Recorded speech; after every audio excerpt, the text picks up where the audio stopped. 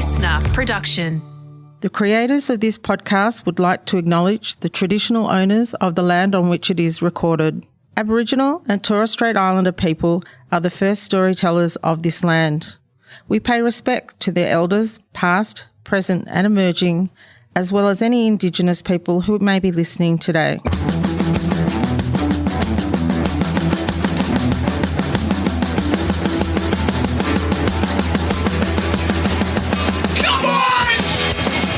Everyone relax. This is TOFOP. I'm Charlie Clausen. I'm Will Anderson. Hello and thank you for watching. So we both took sips of our coffees before we started. Do you rinse your mouth after coffee? Like, do you wash it out, wash the coffee stain? I mean, that does seem like a sensible thing to do for the sake of your breath and for your teeth.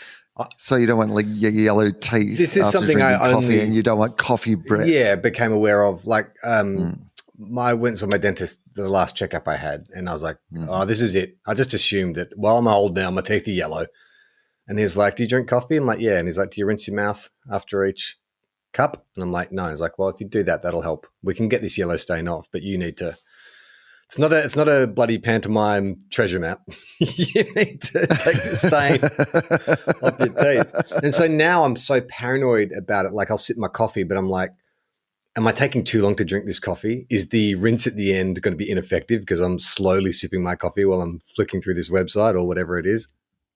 Well, here's what I will tell you: that like the things that stain your teeth the most are all the things that I enjoy the most. Eating dog shit. Number one, eating fresh, disgusting dog shit. Wow. Yeah, the only downside of that is that it stains your teeth a bit, unfortunately. Otherwise, actually makes your breath smell better than coffee and cigarettes. So weed, coffee, tea, like all these things that are probably, if you're making the Will Anderson like food pyramid, most of the things. That's what I want to see in schools next to the food pyramid is the right next to that is the Will Anderson food pyramid. Just a marijuana leaf, a cup of coffee, a pile of tobacco. And it does. It just stain. I mean, you use tea literally to stain things. Like, you know, when you're putting together that fake old pirate map for the local production of the Pirates of Penzance, then you know they're probably using tea to do the staining in that. So I should be one of those people that's immediately rinsing, brushing my, and also the smell. Like, I wonder, because you know that during like the pandemic when everybody was wearing masks, there was this real people were saying, "Oh, I didn't know my breath smelled so bad, but now that I'm breathing my breath in and out all the time." I don't know, because I should on paper have terrible breath, and I'm sure that at times that I do have terrible breath, you know, post any of those things that give you terrible breath. But I either have an immunity to my own breath, like in the way that some people aren't turned off by their own farts. Like I think that I have some sort of immunity to my own bad breath, because I can't think that it's that I just amazingly don't have bad breath. I think it's just that I probably just can't smell. I think that, but it's kind of like, it's because you've had prolonged exposure to your own breath. So, of course, it wouldn't smell as bad. It's like when, you know, you see someone every day and they're like, have I put on weight? And you're like, I don't think so. And maybe they have, but you can't tell because it's been so incremental. You've gradually gone used to your toxic breath. I mean, toxic gob. You know, when I really absolutely notice toxic it, gob. and again, this is, you know, probably when I floss, like I think that my teeth are pretty clean and then I'll floss, and the odor that brings up when I get into those molars and I crack loose something that's been sitting there for 2 weeks, I'm like, oh my God, that is disgusting. So you're telling me that rotten food smells bad?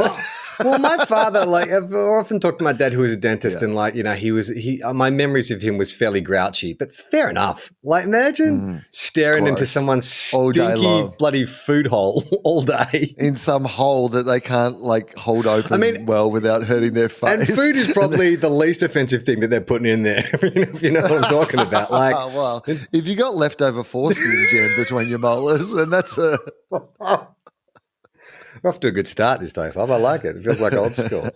Hey, I had to catch a cab to the airport last week, And I always like getting your opinion on how you would handle situations. Great. I always like giving my opinion on how you handle situations. So I think I handled this pretty well because I think that my initial instinct would have been bad. But okay, so I caught this cab and I was in a bit of a rush to get to the airport.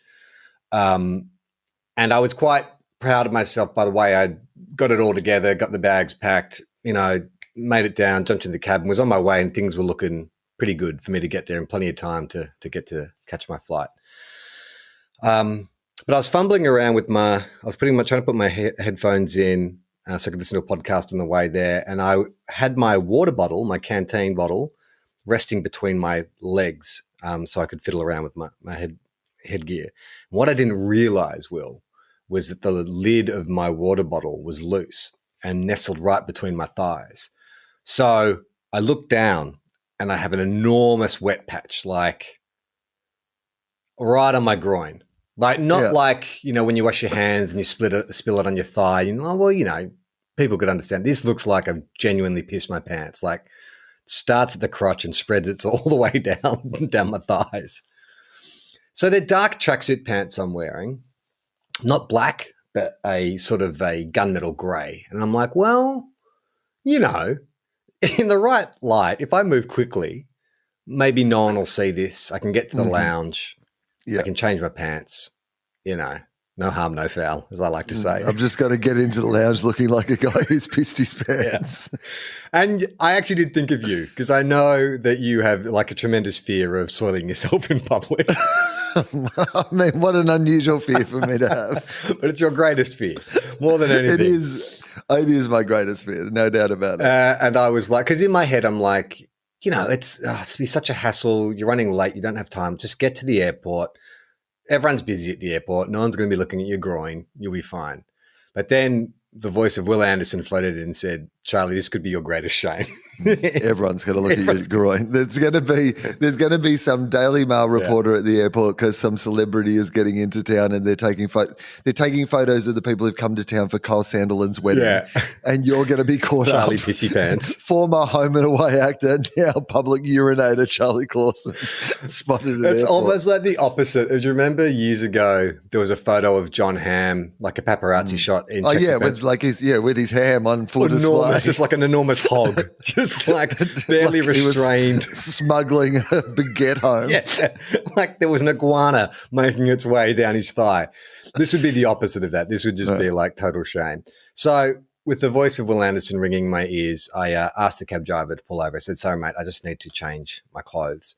And so we pull over and I'm trying to do it quickly because I don't want to lose any time. It's like a pit crew thing. So I put the bottle on the seat and I get him to pop the boot and I run around and he's pulled over next to this kind of park. So there's not a lot of kind of like, it's not like a bus stop or anything like that, but there is like construction happening on the next corner. I'm like, oh, God damn it. But, I feel there's a way that you can quickly take your pants off and get another pair of pants on without too many people seeing. So, and they're tracksuit pants. So they're easy no belt or anything like that. So it's easy to whip off. And I'm basically putting on another pair of tracksuit pants. So that changeover is going to be quite quick. So I'm fumbling around, get the shoes off. And just as I'm reaching in to get my pants, the cab light moves forward a bit. You know how like, like people do when they're like, oh, I'm a bit over the curb. Maybe I'll just pull in a bit closer. And I'm like, whoa, because I had no pants on the time I'm actually reaching for a new pair of pants. But he didn't know it because he had the boot up. So I could have been changing my top. All he knew is I said, I just need to change my clothes. So I could have been putting on a jacket, swapping my T-shirt. He didn't know that you just got out of the cab and taking your pants off. Because surprisingly, that's probably not a thing that happens that often. And there's also something bizarre about the sight of someone in their underpants but with their socks still on. Because obviously, I kicked my shoes off to get my pants, but I left my socks on. So I'm shuffling after the cab in my underpants. chasing a taxi in your underpants and socks. My underpants and socks. Oh, well, good. It's good that at least you're doing this to prevent further embarrassment at the airport that somebody thinks you've pissed yourself. So I catch up to the dude. I just sort of tap and I say, hey, man, I'm just getting changed. And so, he holds those just got no pants on. Yeah. So I get the other pair of pants on and I'm like, you beauty. Like that took all of 20 seconds. We're back on. I go back into the cab and I you'd think I would have learnt my lesson. I'd put my water bottle on the seat. I think you would have. I was going to say this when you said you put your water bottle on the seat, but I figured like it's that equivalent of like when they show you the gun in the first scene. At some stage, the guns are going to come back. Yeah. I said, Charlie's made too much of the fact that he's put this water bottle on the seat. And I'm just like, my immediate question was, I wonder if he's gone to the effort of securing the top of that water bottle when he's done this.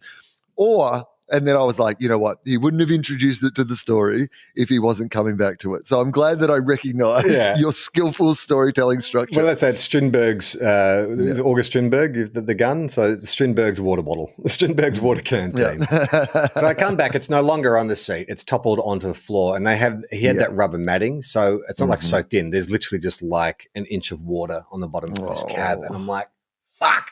So I said to the guy, I'm really sorry. I said, look, it's just water. I said, have you got a towel or anything? And so he starts handing me like tissues, which soak up about like a drop of water. So I've got like handfuls of tissues and I'm trying to scoop the water out. You've got a solution for this already. What, the bottle? No, your pants, your other pair of pants, your already damp pants. You grab your pants, your wet pants, you use them to soak up the cab because that is a sacrifice on your behalf. Right. Like you just say, like, you know, they're already wet anyway. You're going to have to bag them up or whatever in your luggage regardless. So you get your pants, you soak them up. That's a sacrifice to you outside the car, in your bag. That's your solution. Well, I didn't think of that. What I was doing was scooping water out with my bare hands and trying to mop it up with tissues. And the driver was being very... And what I'm saying is my way's better. Yeah, heaps better. And would have been faster because that actually time becomes a factor in this because it's taking me so long to do it. And the cab driver has been very, generous and understanding about it all. He's like, it's fine, mate. It's just water. It's fine. It's fine. And also, it's just been such a comedy of errors at your end. We're like, you've spilled it on yourself originally, haven't got it on the cab, got out to take your pants off because you're worried. I mean, by now, the water's probably evaporated off your pants in the time this is all taken, this comedy of errors that you've got yourself involved in. So I'm scooping the water out and I get it down to an acceptable level. But now I'm just sort of like, I want to finish the job. Like, I'm not going to leave it just like it's sloshing around. So I'm going to damp it up. But then, I don't know, like if it was lunch break or whatever, but people start filing past his park. And what do you think when you see a guy on hands and knees, like mopping up the bottom of a cab? What do you think that guy's done? Vomited in the cab. That I'm an alcoholic. Yeah, that's right. Like 11 a.m., 11:30 on a weekday, and there's former home and away star pissy pants. Like, on his hands and knees. With wet pants, hands and knees cleaning vomit off the back seat of a cab. Literally okay, so I get it out, we get in the cab. The cab does a U-turn, we head to the airport. I don't even realize this whole action has taken place in front of a primary school. I didn't see it until we turned away. So if you were someone in that primary school, you would have seen former home and away actor get out of a cab because he's pissed his pants. Then the shame doesn't end there. Then he's on hands and knees scooping what you assume is vomit out of the cab. I mean, it does feel like that. Like if you'd seen it from the distance and you had to put together what was happening based on what you've seen, you would assume that you pissed yourself and then vomited in the back of the cab. I did neither of those two things. In fact. So you say, maybe this is an elaborate cover story for the fact that you did both of those things. You think I'm getting on the front foot for when the Daily Mail story comes out. Then I realised there was a primary school there. It was like, I mean, the irony being like I carry water with me because I want to stay healthy and hydrated. But the image, the impression that any observer would have got from that is that I'm clearly like an alcoholic. It's interesting though, the securing of the water bottle. Like how often do you spill your water? It's this water bottle. I'm holding it up right here. So for people on the Patreon, you can see it. So it's a good water bottle and it has a magnetized lid. So it sort of self-secures. But does it though? Well, this is the thing. So what it does is so the lid adheres to the spout. And that's like a kind of, but that gives you a false sense of security because you don't have to twist it. So now I'm twisting it and now it's secure. But so I spill that all the time. Like when I put it in my gin bag, when I'm going places, I often open it and I'm like, oh God, I forgot to tie up the bloody water bottle. Do you feel like being constantly hydrated is worth the effort based on that? No, not at all. Particularly as like when you're dehydrated, you look heaps better than when you're hydrated. That's the one thing I've noticed is like after a full day of fluids and stuff, I look kind of bloated. But first thing in the morning when my body's like starving and it's dehydrated, I look awesome.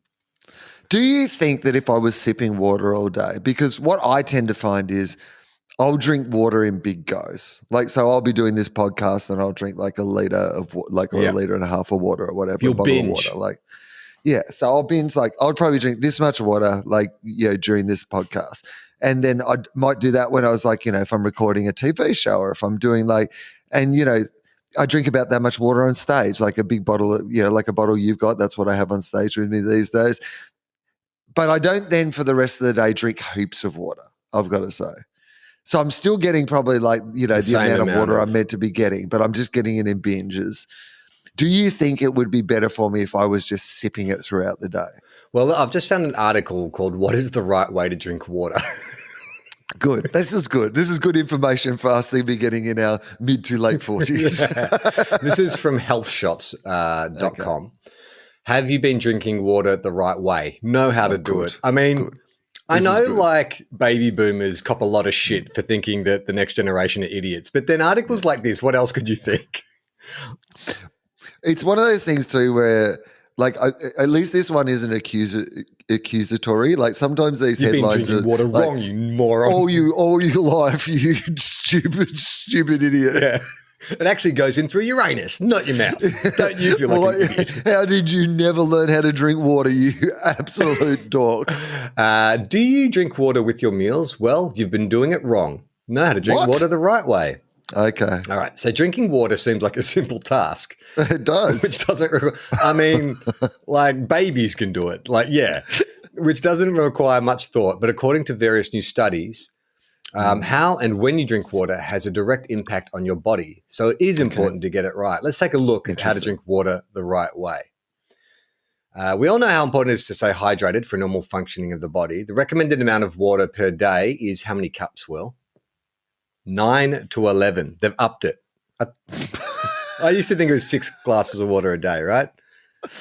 Well, they're talking about cups. So they're probably talking about an actual unit of measurement. A unit measurement, which would be, there'd be probably 2 cups in every glass. So like 6 is probably overs in that regard if you're having I try and drink 2 liters a day. 3 is probably like what you meant to, like if you really want to flush, but I try and drink 2. I don't know. Like, isn't there always counted studies that say there's only like you're not meant to drink too? Like, you can drink too much water. Kidneys or something. You can drown yourself by drinking too much water. It's a delicate balance that we've been doing our entire life. I can't believe that I've made it this far without knowing what the rules of drinking water actually are. According to U.S. Centers for Disease Control and Prevention, guidelines for drinking water to prevent dehydration, a condition that causes unclear thinking, mood swings, overheating of the body, constipation, and kidney stones, is that since water has no calories, it can also help manage your body weight and reduce your calorie intake when replaced with unhealthy drinks like sweet tea or regular soda.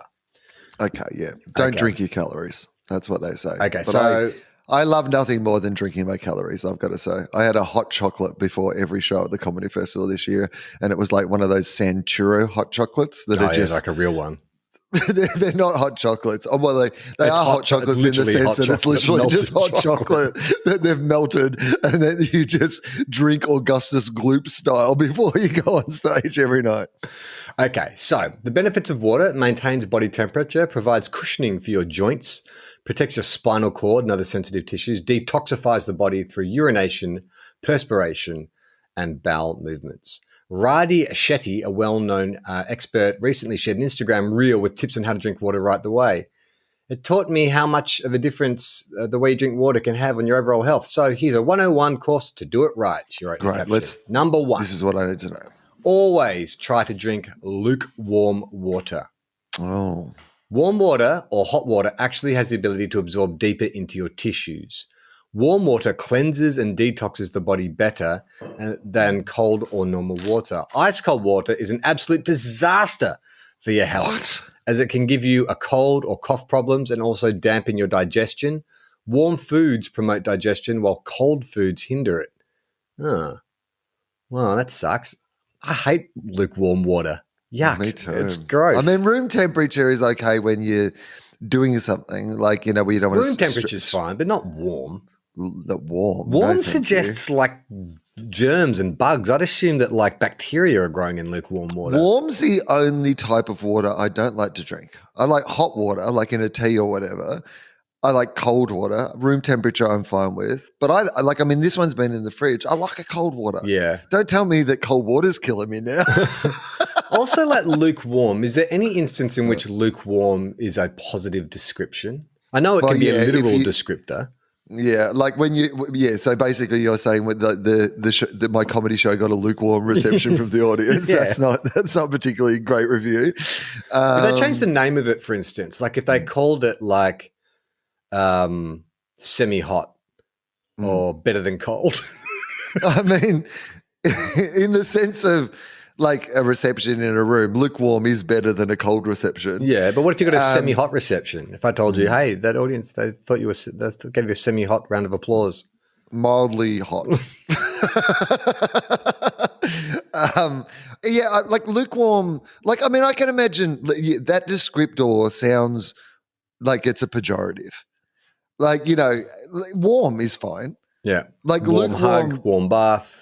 Right, warm bed, all those sort of things. I'm in favour of war. It's the luke at the start. And what does the luke mean? Like, what's the definition of luke? How does that like counteract the warm? After a guy called Luke who was just like, where does let's go down this rabbit hole. Where does lukewarm come from? I would like to know. Warm origins. Okay, lukewarm. This is a whole nother website we've just opened. This is okay. Lukewarm, a well-known word with uncertain beginnings. Lukewarm is a word that's well known, even if it's not widely used. The term denotes two sentiments: moderately warm or tepid, lacking conviction or half-hearted. There's little question about its meaning, but its origins hold some mystery. Depending on the upbringing, both geographical location and decade, you may have heard a few different variations of lukewarm. The English language blog, Worldwide Words, cites lukewarm as in L-E-W, lukewarm, L-O-O warm, or lukewarm, which is L-E-W-K-E warm, which is sort of like, I think how a millennial would describe something that was like, cool, look at me. Totally. Take a look at my outfit. L-E-W-K-E. Luke. Totally. Though these words seem like mispronunciations and distant cousins of lukewarm, they have close ties to the word's etymology. Lukewarm's exact origin is still up for debate, but the most popular theories suggest it first appeared in the late 14th century and was derived either from Dutch or Old Frisian. The term luke, as in L-E-U-K, luke, means tepid or weak. However, as the word blog Sequitica points out, the Dutch word for lukewarm is not luke, but law, L-A-U-W. This has led to some etymologists to link lukewarm to Old English, the Old English word hiliew,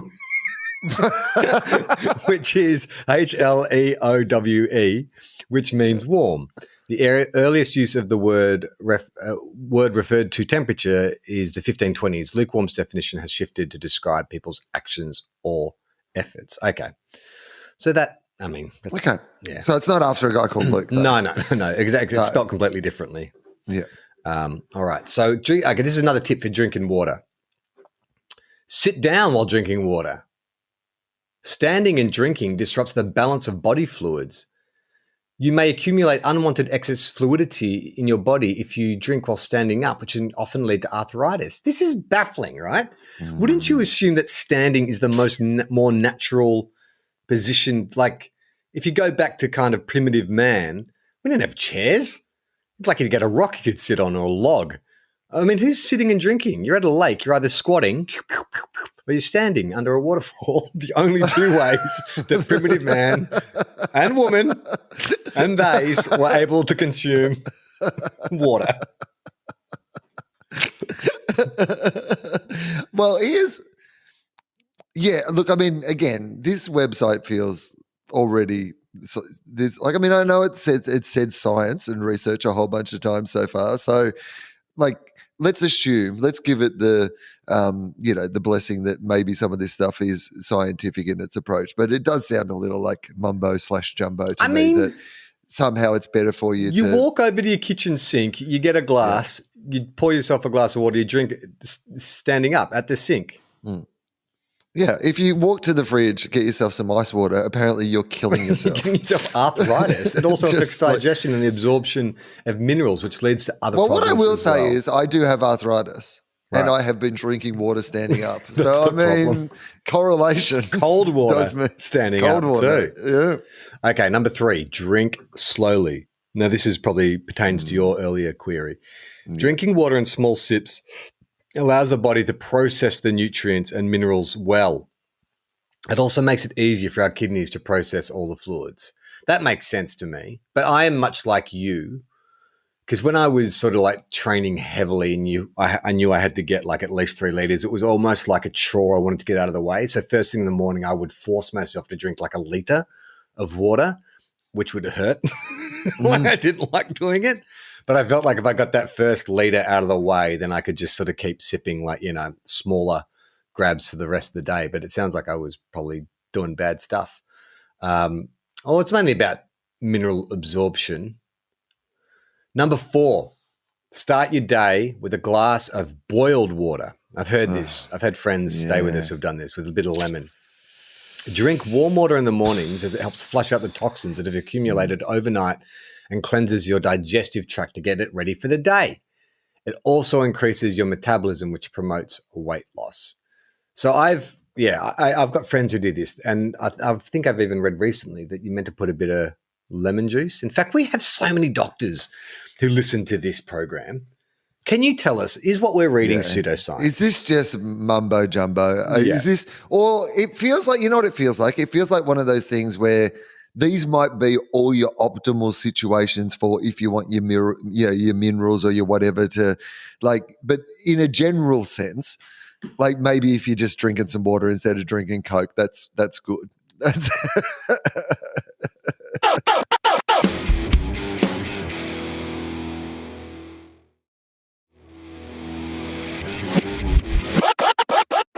I'm just going to do a parameter check on this website. I've just typed in COVID just to see what the hell it likes, because I think let's get our bearings on what they think. Okay, vaccine. Well, no, they seem to think COVID is real. Stated COVID infection may accelerate dementia. How to stay healthy if you go in the office with COVID-19. Okay, all right. So I don't think that. I don't think it's a Pete Evans site, is what I was trying to find out. Their last tip, Will, for drinking water is avoid having water while eating. Experts strongly recommend that one should not drink water with their meals. You can have large amounts of water at least an hour before a meal or after meals, but not during the meals. Having too much water near you or near your meal times can dilute the digestive acids and mess up the proper digestion of foods. If you must drink, then you can take a sip or 2 at the most during your meals. That's going to fuck up those hot dog eating contests. That's all they do. Dunkin' hot dogs. Here we go. I've decided that I needed to do your own research. Do my own research. I needed to DYOR in return to this. So I've gone to a second source. This is what we've got to do. So this is from a doctor on WebMD, which again, WebMD not necessarily the but it is at least a medical website, WebMD, right? Yeah. But I also did type in ways you're drinking water wrong because I wanted somebody to really get on the front foot. So here's 10 ways we're drinking water wrong. Let's see if any of them correlate with what you had on your website. Okay, well, let me just recap quickly. So always drink lukewarm water, drink while sitting, drink slowly, start with warm or hot water, avoid while eating. Okay. So here's 10 ways you're drinking water wrong. 1, using bottles with BPA. So, like a lot of plastic bottles, you can get like, exactly. Yeah. So that one makes sense, right? Yep. Second, believing the cold water myth. Okay, interesting. Excellent. This is where we get. This is where it gets interesting. Cold water doesn't narrow your blood vessels or make food harder to digest. Yeah, boy. It's an easy way to cool down and hydrate when you're hot. If you have a cold, warm water will help thin your mucus, but that's about it. Right. So there you go. Cold water's back on the table, baby. Yeah. Get me some ice blocks. All right. adding sliced fruit or veggies. It may make your water tastier and more refreshing, but if you're not careful, here we go. Because I love some fruit or veggies in my ice water. What's your favorite? Cucumber, lemon, orange? Quite like a cucumber, a mint. Oh, yeah. But pretty much anything where they've gone to the effort of putting some fruit or some veggies in it, I'm into it. But here we go. Turns out I'm making a big and deadly mistake. Deadly? Well, it might make your water tastier and more refreshing, but if you're not careful, it can also fill it with foodborne illness like salmonella and E. coli. Yeah. I get that feeling with, especially when you're at hotels in your foyer and you'll see one of those. Yep. Yeah. And you'll see the lemons and I'm almost like, how long's that fruit been in there? I don't know if that's good. I know. And I always have that water. Because the other thing I know about water is like you're not meant to wash your vegetables. You're meant to wash your veggies just before you eat them. If you wash them and put them in the fridge, that actually speeds up the degradation or the decomposition of foods.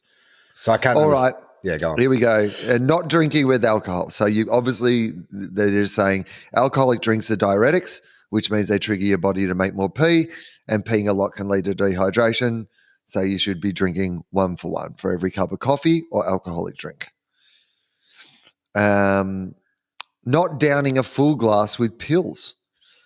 Oh, what don't kind of pills? just drink it.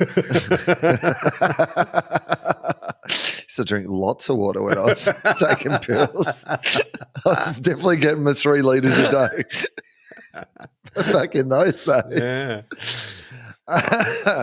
Don't drink enough to get them down your throat. Use vitamins and medication as an opportunity to hydrate. Drinking a full glass of water also helps you keep medicine from getting stuck in your esophagus and irritating it. It helps your body better absorb water-soluble vitamins too. How do you go with pills? Are you good with them, or do you like get all scared and gag and shit? What do you reckon? Yeah, scared and gag. No, I'm actually pretty good with pills. I have to look away for needles. You had a lot of practice in your 20s. Pills are fine. Adding anything artificial. Like what? I like cordial. So flavors, sweeteners. But you're fine with fruit and veg. Just wash them first, basically, is what they're saying. What about those, like, you know how what's really trendy is like greens? You know, you put powdered greens. Everyone, like every celeb seems to be pushing powdered greens. I wonder if, like, is that a legit thing? What I mean, again, let's get to the end of this, but I am interested in the powdered greens because I was sent some in the mail, and I have not used them yet, but I have them like with me, and I was like, I wonder if this is again like absolute bullshit, or whether I should actually try these things and see if they work. Have you ever even tried them? Yeah, I was sent the same. I was sent the same thing. Oh, is that what it came from? It came I think through the podcast. I think it came via the podcast. But even before that, Jem was ordering them. Similar thing, but it was a slightly different take. But it was some famous actress. I can't remember her name now. But she was endorsing that Jem has a slight allergy to onion and garlic, and I think that is part of the dehydrated greens. Is they grind that up. But I quite like. I mean, I didn't notice any particular difference in my health or well-being. But what I liked is it gave me motivation to drink water first thing in the morning, because I hate drinking just plain water because it tastes disgusting, especially with morning breath. But if you put a bit of that stuff in there, I'm more inclined to drink it. Now, I think I read that are you meant to like drink it and then like eat something within some period of time afterwards, or do you just have it by itself? I would just have it first thing in the morning before breakfast, but that wasn't a prescriptive thing. That was just when I was having it. But like, meant to have it on an empty stomach. If you were like, oh well, I'm fine to have it on an empty stomach, but if you're like me, and sometimes I don't like to eat until lunchtime, like it's mostly just like coffee and whatever, would it be fine to have some in the morning, or would I feel sick if I didn't eat afterwards? No. It's not like that's not filling or anything like that. I mean, I don't know. Like, well, no, but it's just like a drink. It tastes sort of, the flavor is slightly sweet. Not like a protein powder or anything like that, but it doesn't taste like vegetables. It just tastes like slightly sweet water. Okay. Not reaching for it when tired is number 7. So feeling fatigued and don't know why, it could be a sign of dehydration. You don't have to be sick or exercise hard to get dehydrated. You lose water every day. So that's interesting.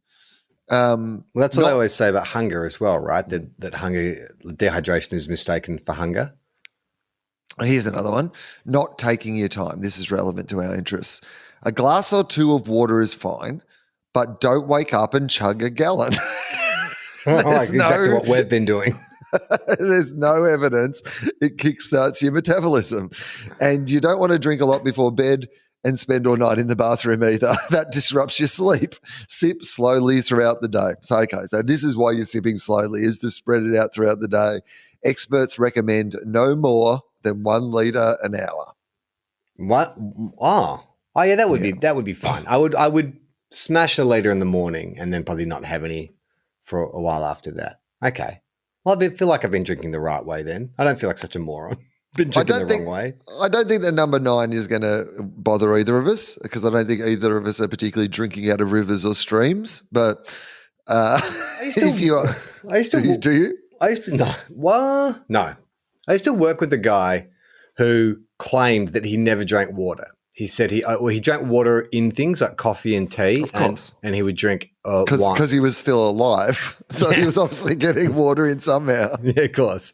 But he was but red wine. He said that he just never thinks to drink water. In fact, he doesn't like the taste of water. I wonder what is going on in his insides.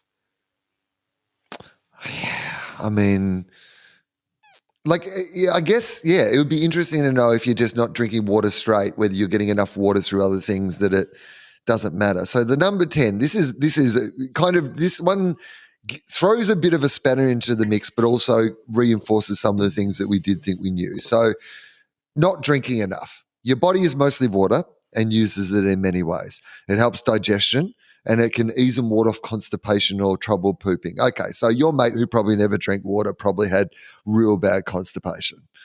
It also flushes out toxins, stops kidney stones from forming, so that's all checks out, and hydrates your skin. The recommended minimum daily amount, so here we go. Is this in cups? In cups. Okay. Is 11.5 cups for women. Oh. And 15.5 cups for men. What's cups in litres? Is that 3 litres? How many cups in a litre? We're learning a lot in this. How many cups in a litre? 4.2, let's say. Okay. Cups in a litre. So that's 4 litres a day. It is. It does feel like 3 litres. 4 litres. Well, 3 litres 3.5 a day. Yeah. That's a lot. I mean, that was kind of what I was drinking when I was at my peak kind of, getting fit thing, was like 3 litres was the minimum. And then I had bodybuilders saying to me that when they're training for a show, they'll be drinking 6 litres. They're stripping off as much as they can because they want to like flush all those steroids. Toxins. All those toxins. No, that is like, it's not just steroids. I mean, not steroids. No, I mean, maybe steroids. Who knows? Human growth hormone. There's legal supplements, is what I meant to say, that have legal-ish supplements. Semi-legal. Yeah, stuff you get from Russia is what I'm talking about. But there's some things that are in a grey area, that's medically and legally, that you can definitely use. They would drink 6 litres of water a day. But even drinking 3 litres a day, I was going to the bathroom all the time. Like, I'd say in the course of a night, I'd probably get up 2 or 3 times to go to the bathroom. It was very, very annoying. But to go back to my primitive man thing, like, he wasn't drinking 3 litres. They weren't drinking 3 litres of water or 3.5 litres of water a day. They're just drinking when they can. They might have been. Wow, they have no water bottles. Oh, I know, but they probably just stayed close to the river or the source of the water. Do you think that they were like the 2 ways they could drink? They stayed near the waterfall that they could stand under and drink. My point being, like, like you could drink 1.5 litres, a litre a day and feel kind of satiated, I would think, without like massive physical exertion. But that's a lot of water. Like, are we sort of got to a state now where that's too much? Like, if you ask any old bloke, they're like, why is everyone carrying water bottles around? Like, back in my day, we'd drink water from the tap and that was it. But now, Like everyone's so what? Is there some conspiracy from Big Water? Are they pushing this? Because there's been a commercialization of water. There's no doubt about that. Like, I mean, when the big cola companies, started getting their own brands of water, then water became this, commodity that they could add value to. So yes, there is some incentive but this all seems to be based on medical research. I would imagine in more primitive times, like you're mostly drinking water though, because it's not like there's a Coca-Cola machine like in the cave, like I guess when you're drinking liquids of it all or whatever nourishment you're getting from like vegetables or plants or whatever it is, that like your body is basically back in those days. You're not drinking water as like some sort of vanity decision, like and overlooking all the other choices of beverages that you have. Like you're drinking water because it's the thing that helps you stay alive. I guess that's my question though, is it is a vanity thing now. It's like it's a privileged position to be in, to drink water to maintain perfect skin and digestive function and stuff. But surely they weren't caring about that. They were just like, I'm thirsty, I'm going to drink something, and that's all they needed. And now it's like everyone's got an Evian bottle on their way to Pilates. Yeah, because we've moved beyond the point of bare minimum survival. I'm saying let's go back, Will. All right, Joe Rogan. Let's all be savages.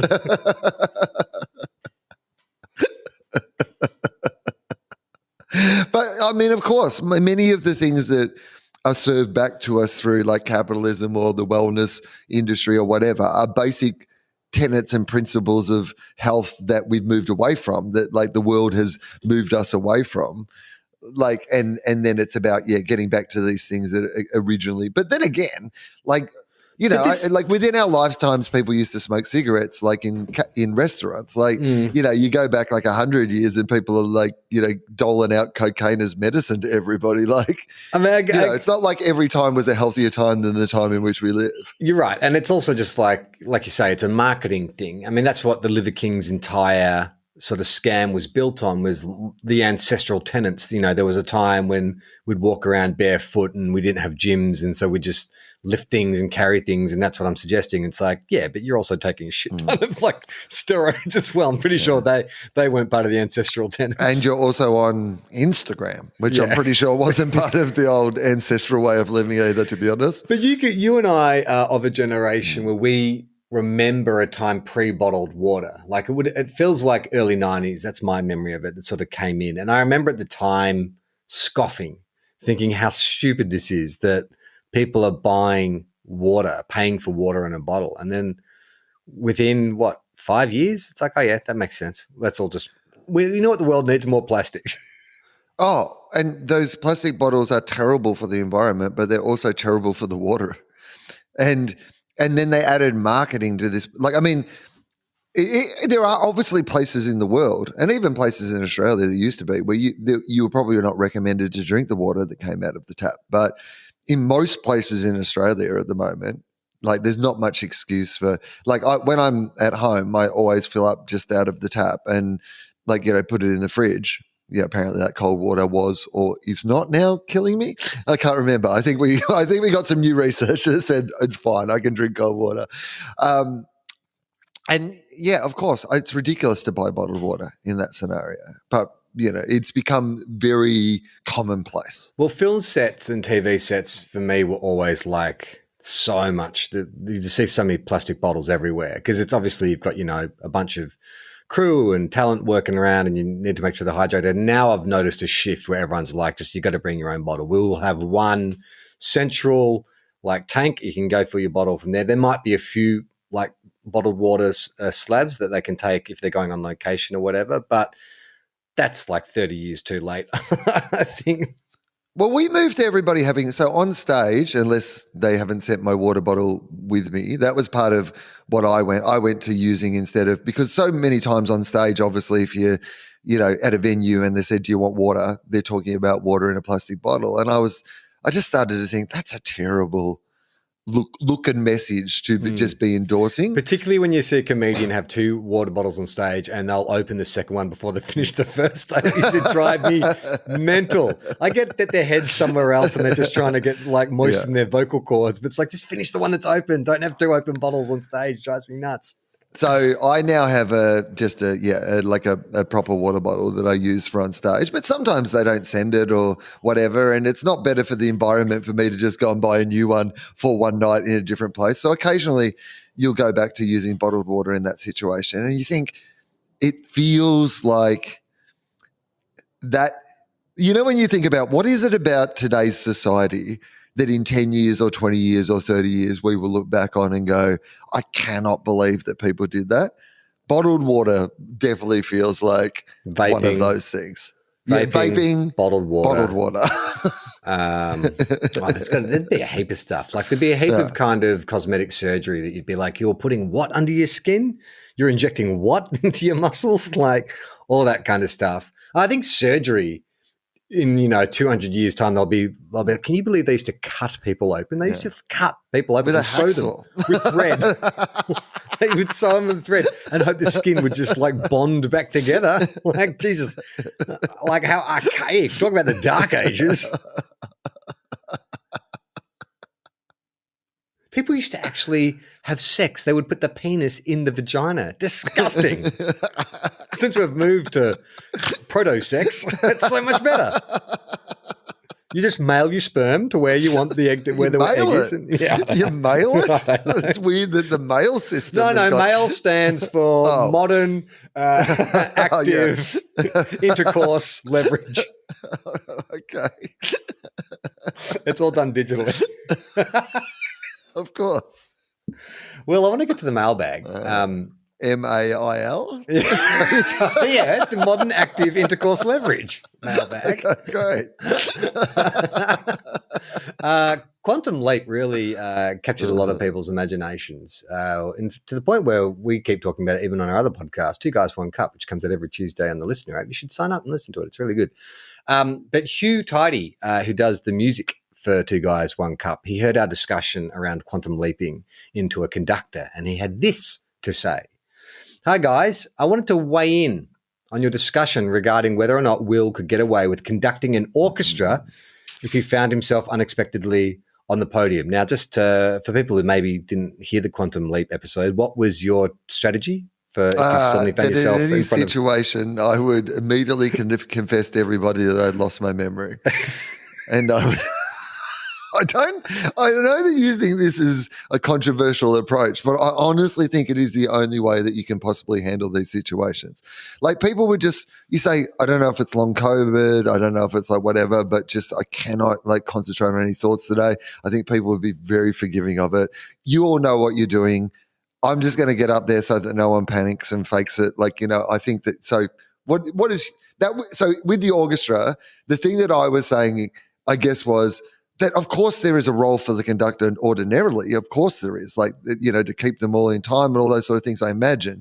But I think if I said to the orchestra beforehand, hey, I need you guys to just like do it today. You've all got the music in front of you. It's there on the stands. You're all professional musicians. I'm just going to stand up I've lost my memory. I'm going to stand up the front and wave to stick around so no one panics. I think they could get the job done.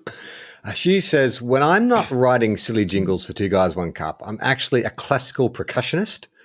It's funny, isn't it, percussionist? Because I always instinctively pronounce it percussion, like P-R-E, when it's actually percussionist. Precussion, the people who play before the percussionist. Percussionist. I don't know. I guess I just say the word the way that it's pronounced. Percussionist. I always say precussionist. Like hostable. I'm going to go to hostable. Percussionist, and I regularly perform with professional orchestras. Sorry that I'm not a doctor. I've worked with numerous conductors of varying abilities, and I can tell you, depending on the piece of music, you could definitely get away with quantum leaping. The orchestra would know immediately that something was wrong, but they would stop watching you and just follow the concertmaster, which is the first violin that sits closest to the conductor. Well, that's kind of what I thought. I thought they'd maybe just read the sheet music, but that makes sense that there would be a second tier down. There's a second in charge. Yeah, that's right. In case of emergency, break glass. I mean, it is an interesting moment, though, in which, like, does every section of the orchestra immediately clock onto the fact that, like, because they've obviously got to be in sync with one another. And if one section's like, oh, hang on, but the other section's like still following me waving my arms around. Like, it would need to be a group decision made on the spot and with immediate precision and synchronicity, right?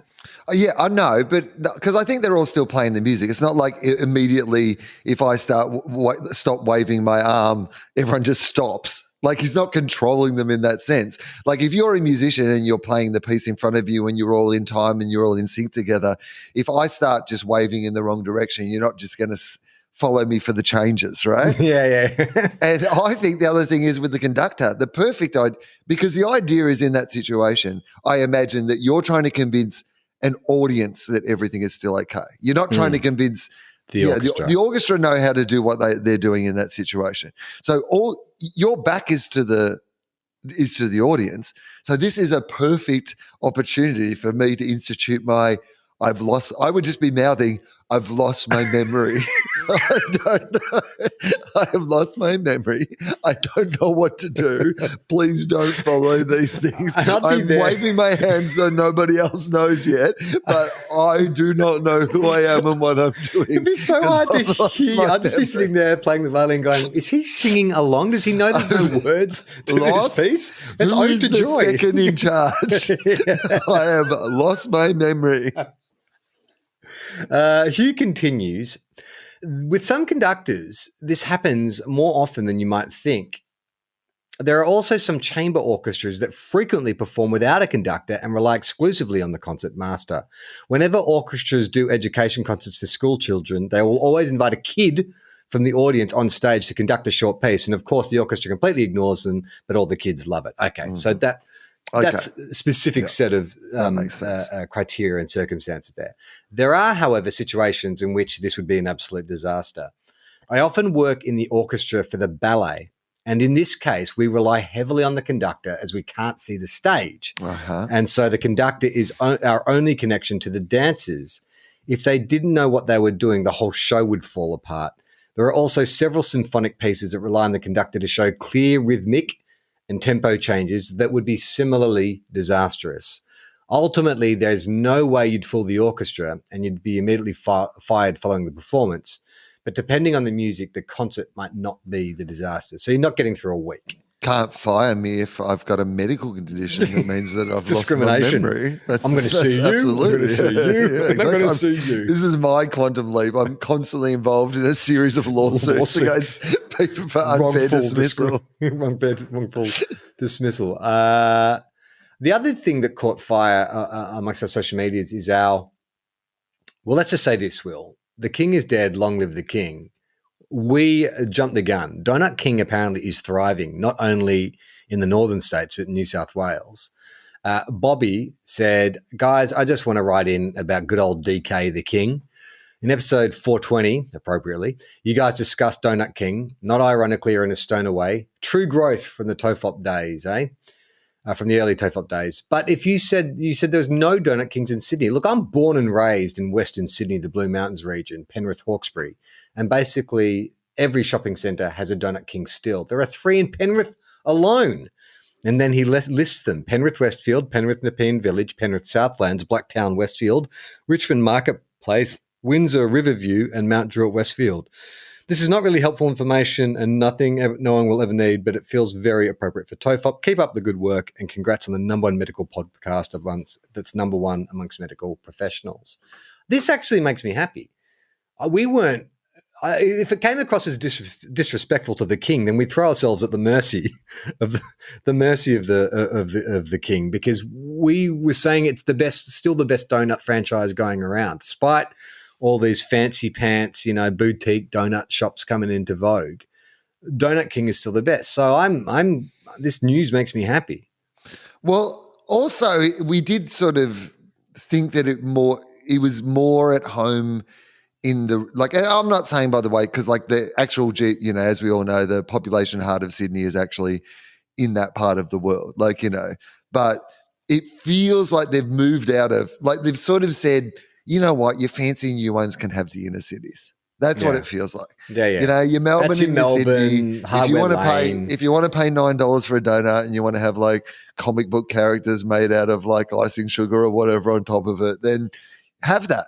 That is absolutely fine. Like, you can have that area. We cede that ground. If this is a battle for the hearts and minds of the nation, then we're willing to concede.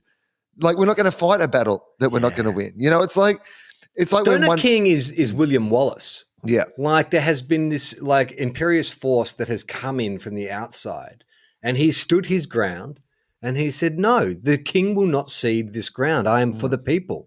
Exactly. And so he has planted his flag in shopping centres all around Australia, and he refuses to see like freedom. I want to see the Donut King give a rousing speech, where they can take our cinnamon basins, but they'll never take our jam rolls. The Donut King, is there a cartoon like? Did he ever have a persona? Yeah, did he ever have a persona? Like, is there a image that goes with the Donut King? No, I don't think so. Really? That's interesting to me. Like, it's amazing because the Donut King is a symbol, Will. Right? Yeah. Oh, that's right. It's not an actual king. It's an idea. Yeah. And if you can make yourself an idea, then you're bigger than any one individual, I suppose. Yeah. So long live the Donut King. That's great news. I mean, if you want to keep sending us in locations for Donut Kings, I'm happy to give them a free plug. Maybe they'll sponsor the show. I mean, we've got our powdered greens, but what I'd really love is some powdered sugar donuts. Some sweet powdered sugar. So just a bit of housekeeping. As you're aware now, TOFOP is now part of the TOFOP feed. So every Friday you'll find TOFOPs popping up in the TOFOP feed. If you've still subscribed to TOFOP feed, you should just switch over to TOFOP. We'll keep it up and running. There's a little kind of message there that's directing you to the TOFOP feed. But we're just, the thing about getting more professional is the professionals who work around us say, hey, you guys potentially could have one of the biggest podcasts in Australia if you'd simply consolidated all the podcasts you do rather than spreading them over like 5 different channels. So after 13 years, we're like, oh, that's good advice. Maybe we should sort of keep all our podcasts in the one place. I mean, it's one of those things that's embarrassing how much sense it really makes.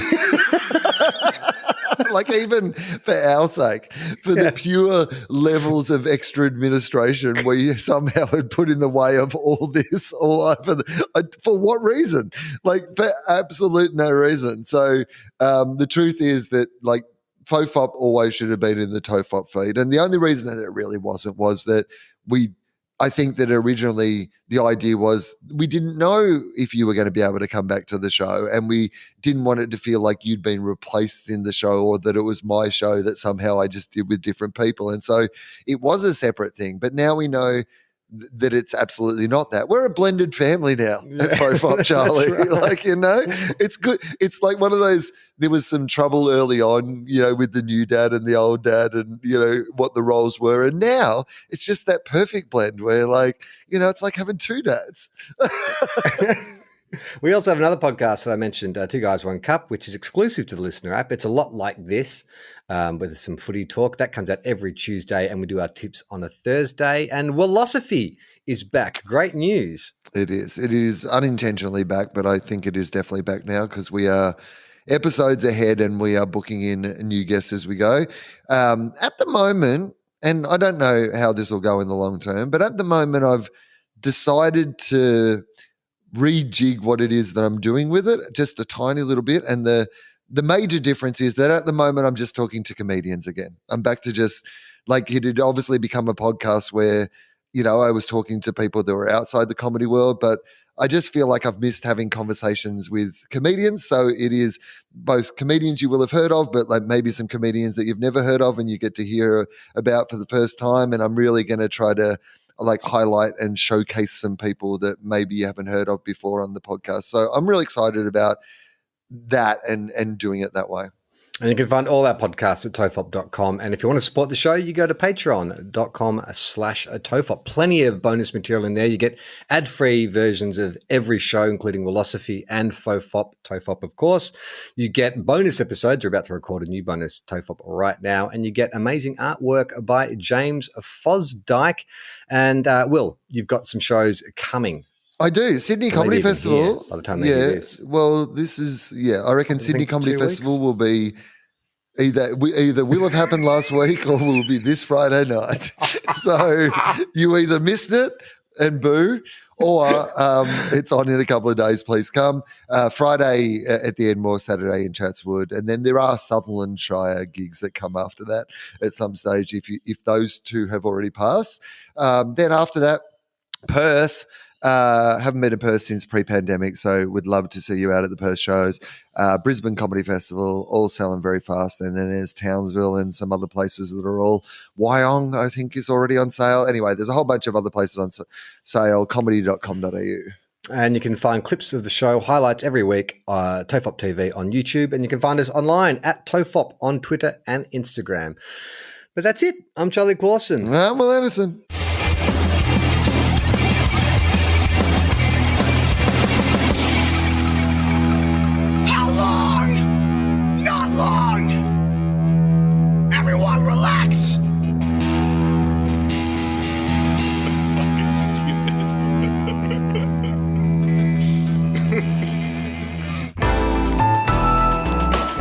Listener.